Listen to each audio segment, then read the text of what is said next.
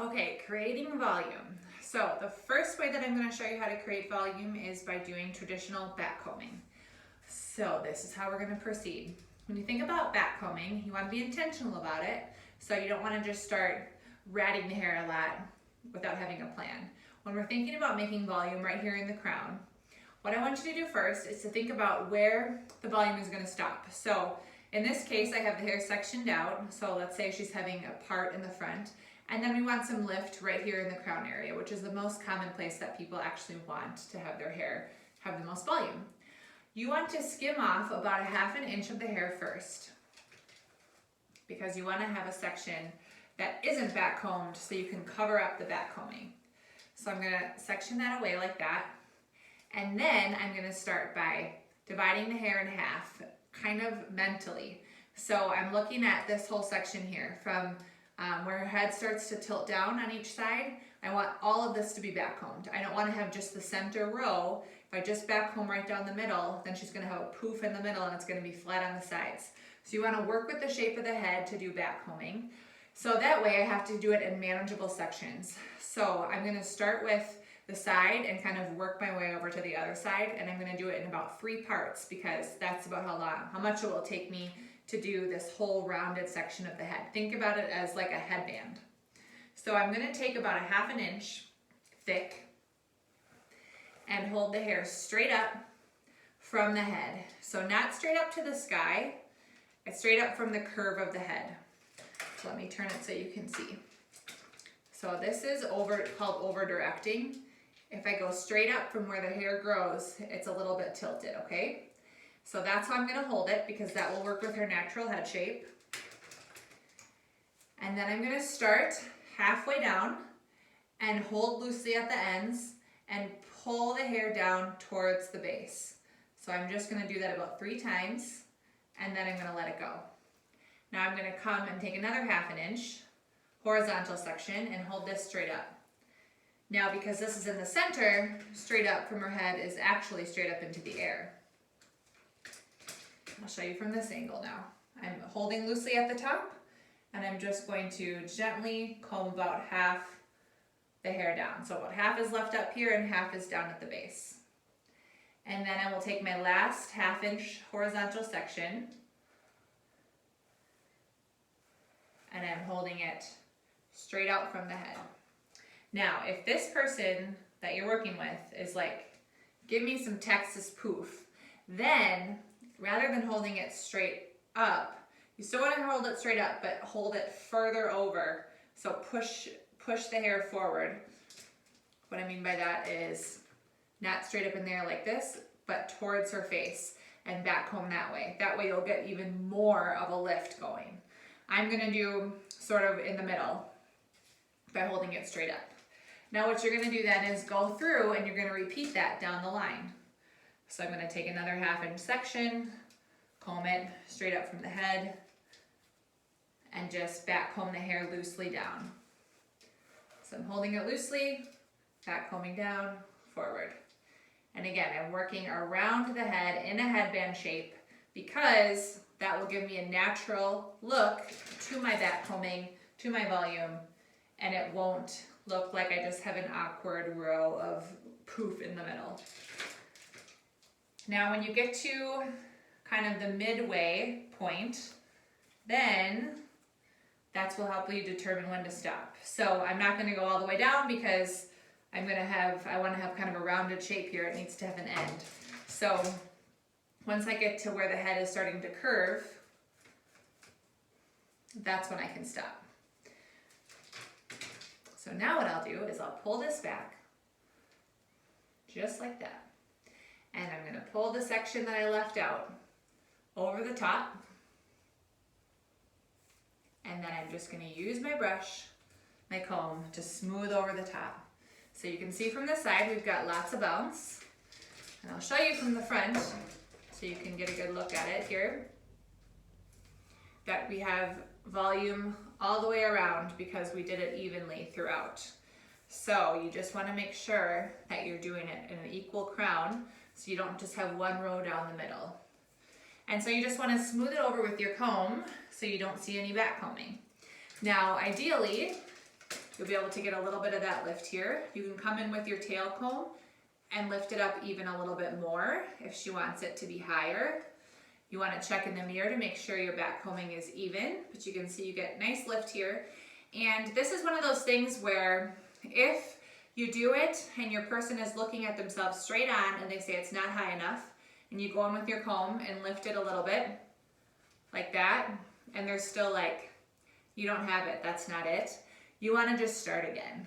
It's really hard to make your back combing look really nice and smooth and not have holes in it where you see all that back combing when you're trying to pull it up higher, higher, higher, higher, higher. I mean, you can get it up to a point where you're just lifting slightly just to get it, if it just needs to be like a 1/4 inch or just 1/8 of an inch.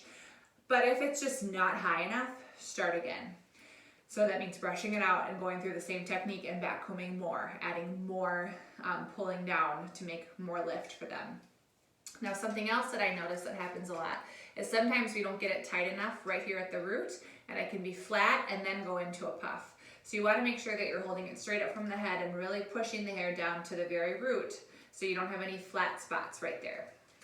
So this is how you do it with the comb, and you can see that if I gather this together here, then she's got a lot of nice lift right here, and this is just airy and full and is holding that volume because of the back combing. So that is how I would do it with a comb.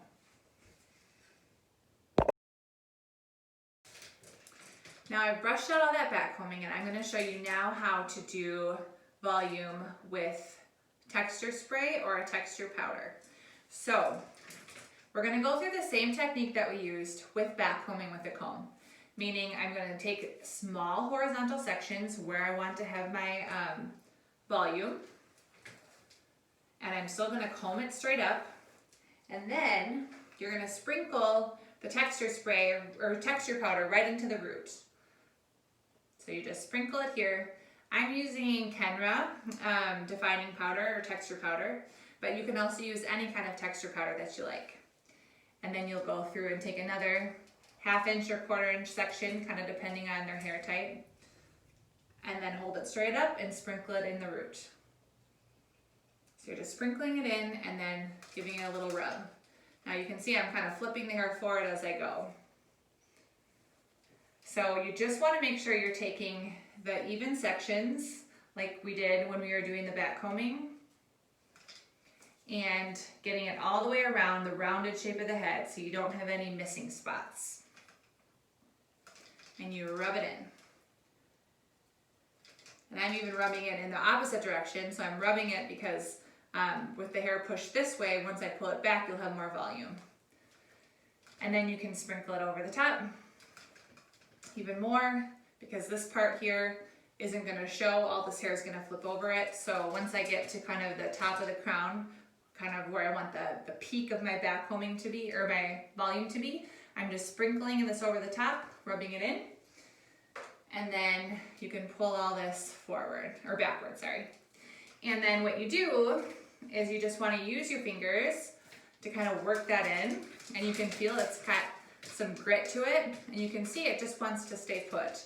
So I definitely don't recommend doing the texture powder on someone who wants really sleek volume. I recommend to do it on someone who wants more of a textured look, who just doesn't want to have it flat to their head, but just wants a little bit of grip and texture right in here. And it gives it that great texture. Now you can also use the texture powder to really lock in back combing if you want some big hair, or you just want to make sure the back combing stays, or you're working with someone who has resistant hair. So in that case, I would combine the two techniques of the back combing and the powder. You would sprinkle the powder in and then back comb with the powder in there, and that really locks it in. But you can see how this just helps to boost up the hair a little bit, and it gives it some lift right off the bat, so that if you're just doing simple styles where you're just pinning a little bit, this just gives the hair a little bit of grip and lift. Now you're going to do the same technique with the texture spray. So I would say the texture powder gives it a little bit more of a gritty feel, and you just have to play around with products why you would do one over the other. If I want to have hair that has a little more grip in it, that I can manipulate a bit more, I'm going to use the texture powder. But I hesitate to use that on people with really dark hair because sometimes it can show up and look messy. So that's where a texture spray that comes out of a can is gonna look a little bit better. So with the texture spray with the can, you do the same thing. Come through in those horizontal sections, hold the hair straight up and spritz it at the root. And then once you let it down, you can work it in a little bit and you have some lift to play with your texture spray. Now you can also try combining the two products if you want to have a lot of texture and lift right in the crown area or any area that you really want to provide some grit to. This also is nice if you're doing some twisting, because then you can do some twisting like this and pull on the hair and it stays a lot better as opposed to if you don't have any product. And you can't really do backcombing if you're doing a twisting technique, because if I had backcombing in here and I started to twist, you would start to see that backcombing. So a texture powder or a texture spray works really well when you're going to be working with the hair in here, or you just want a little bit of a lift that's not super smooth or polished.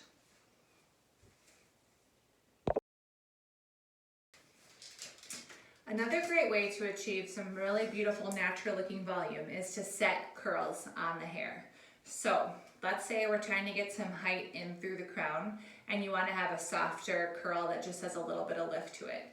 What you will do is, after you're curling the hair and curling section by section, which we'll go over in some later modules, is you are going to roll the hair down and pin it in place. So it will look like this. You hold it straight up and roll the hair, and you're going to set it on base. So what that means is right on top of the hair that you just pulled up, and do a set just like that.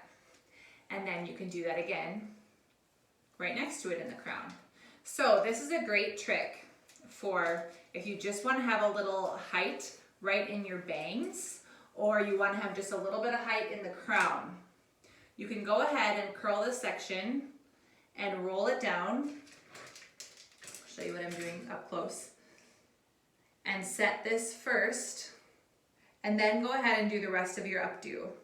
So if I just want a little bit of volume right here, I would do these two pieces, maybe three, and then you can come in the front and do a section right in the front. So let's say your person has maybe like a cheek or a chin length bang and they just want to have a big swoop in the front. Before you get started on anything else, take their hair, curl it, and then roll it up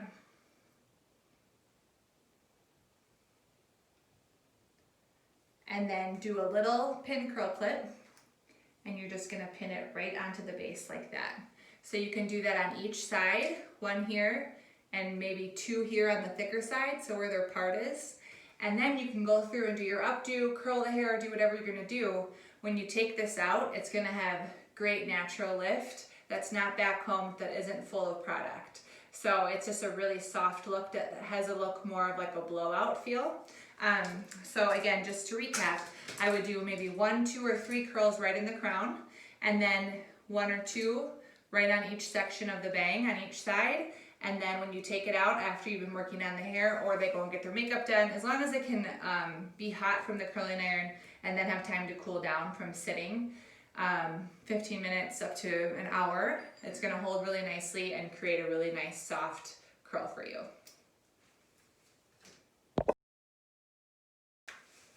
Crimping. Okay, a crimper is really fun. You gotta get a small one, so with little ridges. And we're gonna use the same technique that we've been using to build the volume in the rest of the hair. So I'm taking the horizontal sections, I'm going in at the crown. I've taken a small section right on top and left it out because I don't want to crimp that, because you'll see those crimps.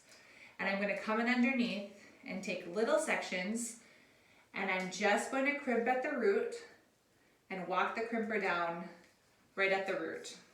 And so what this does is it creates great texture in the hair right here, and it just gives it some natural lift without having to backcomb, without having to use any product.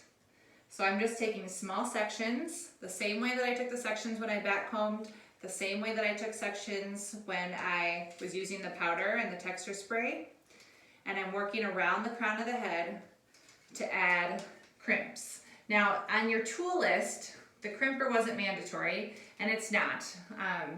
But this is a good thing to have on hand if you have someone who has really thin hair where any kind of backcombing will show up or product will look cakey, so it's good for that. It's really good on hair that's really fine and silky and doesn't want to hold any lift. That silky fine hair has a really hard time holding backcombing, and sometimes products just aren't enough. So crimping can be a great option for that. So really what you want to do is just crimp around the area that you want to have the lift, and in the same technique that we've been doing throughout, you will just bring the hair back and bring that top section over it so you can't see it, and it gives the hair a little bit of a lift. So when I put my fingers in it and I pull up like this, I have some bounce and some natural lift in it, so it will easily hold up. Now this actually, you can use a crimper throughout the whole head if you want to have like a super lifted, textured look throughout.